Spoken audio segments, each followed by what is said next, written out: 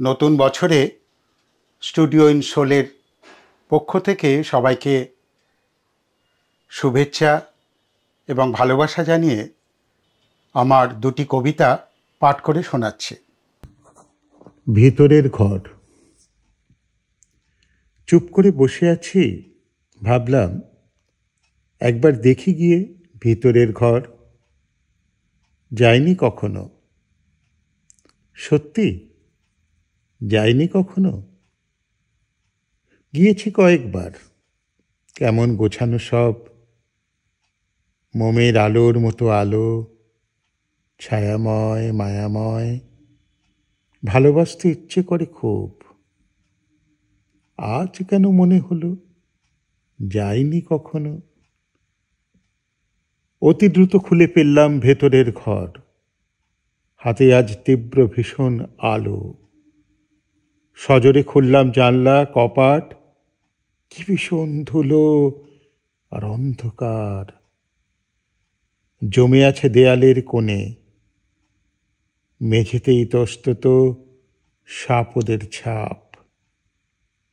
কি হলো কে জানে, একে একে ছুঁড়ে ফেলতে লাগলাম চাকচিক্য, অহংকার, চারুময় বাক্য, আঙুলের নিপুল মুদ্রা।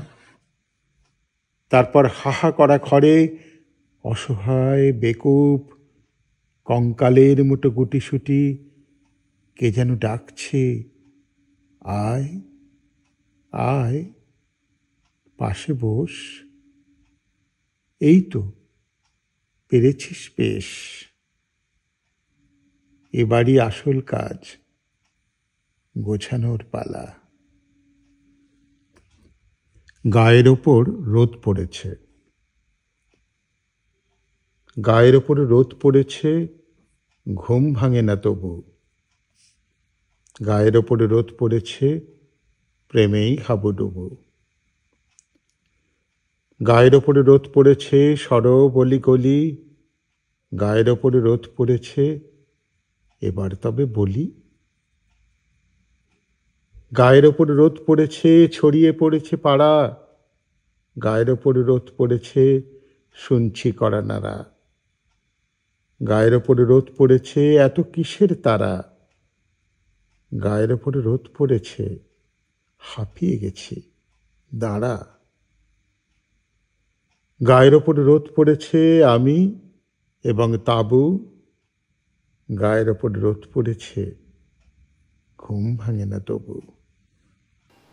ধন্যবাদ।